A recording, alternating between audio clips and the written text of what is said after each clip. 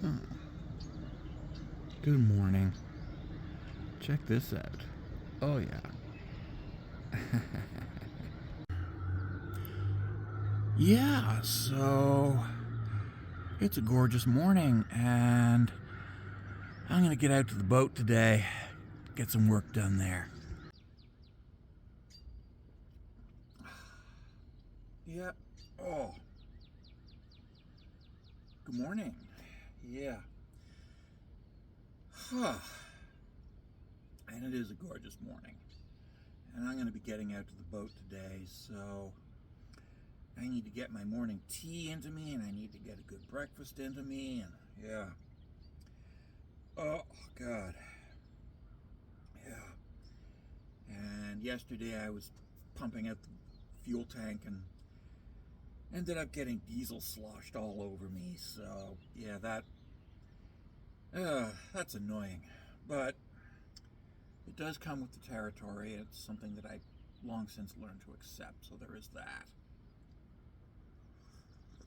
Mm. Oh, wow. So anyways, mm, I made a video explaining how I arrived at atheism. Got some responses from people who want me to go back to Christianity.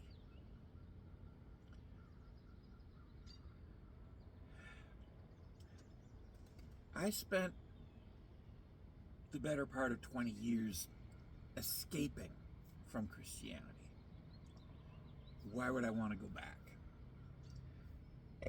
Oh, it's,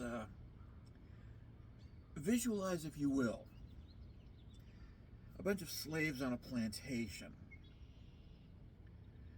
living in fear of a master that none of them have ever seen. And there's a few slaves who live in the big house with the master, and they're the ones who come out and enforce the master's bidding. One slave starts to become suspicious. There's just something wrong with this. All the house slaves agree that there's a master, but they all have different ideas about what the master said. So one day, this one slave goes to the house. And he looks around, looks around, and there's no master. There's a painting up on a wall with a bunch of lamps in front of it, and the word master scrawled across the bottom. And so he hides in a cupboard and he watches, and the house slaves all come down and they bow down in front of the painting of a master that's up on the wall. And they all say, "Master, what do you want us to do today, Master?" And the painting doesn't say anything. And all the house slaves, they nod and nod and nod and bob their heads, and then they get up and leave. They go off in different directions. And so the slave follows them, and he notices something, that each of the house slaves is giving different commands, saying, "The master told me X, the master told me Y, the master told me Z." And the slave realizes there is no master. These are just my fellow slaves debasing themselves and debasing me and my fellow field slaves in order to enjoy the luxury and the benefits of being associated with a master that doesn't exist. There's no master. So this slave explains to the other slaves that there's no master. It's just a bunch of house slaves who are using us and exploiting us.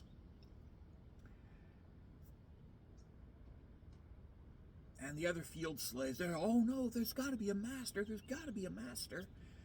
And so they report the field slave to the house slaves, who come down and say, oh, the master told us to whip you.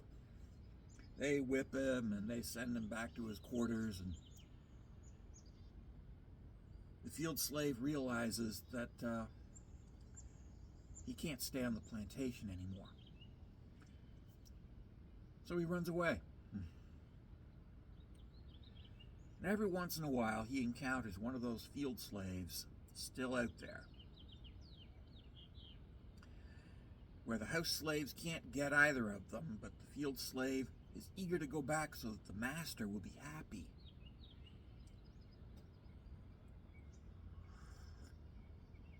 And the field slaves recognize each other, and the freed field slave says, I'm not going back. And the still enslaved field slave says, you got to go back. Only then can the master forgive you. Only when you return to the plantation can the master forgive you. And the free man says, there's nothing for him to forgive me for. Even if he existed, there'd be nothing for him to forgive me for, except running away, which has been good for me, you know? And so the field slaves, they rattle off a litany of terrible things that freedom causes. Oh, it'll cause you to associate with the white women. It'll cause you to gamble. It'll cause you to steal. And the freed man says, I despise white women. I avoid them. I don't like them. I don't gamble because it's stupid, and I don't steal because I know how it feels to have had my belongings taken from me. So, where's your problem? But the field slaves insist. If you're not a slave, then you're dangerous, and you need to be brought back by the slave patrol. And the free man says, no. The slave patrol can go get stuffed.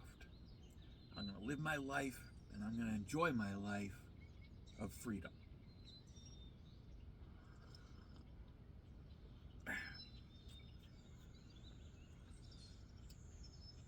But yes, those who are still enslaved are afraid of the freedom that they would otherwise have if they just walked away from the plantation. That is atheism. The former slave, now free, understanding that there is no master. It's just a bunch of house slaves claiming to work for the master. But there's no master. There is no master. And every plantation has the same thing. A bunch of house slaves bowing adoringly before a painting of a master that they themselves created.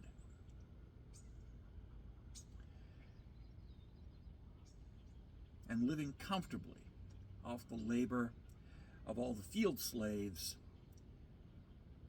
who are never allowed to see that there is no master.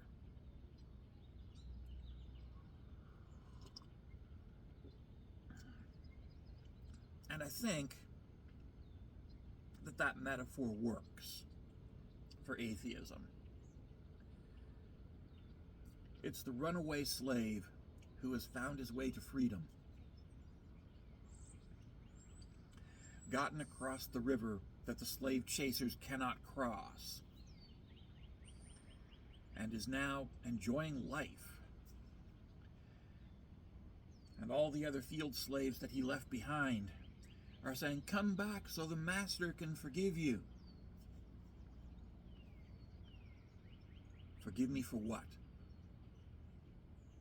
I don't need the master to forgive me for anything. Because it turns out that as a free man, I am a decent human being.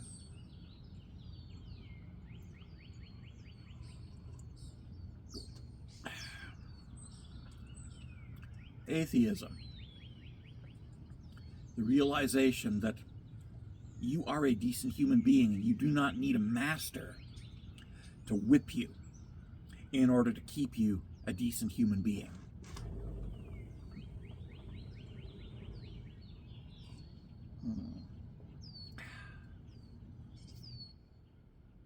Hey, it's been a long day. I'm done.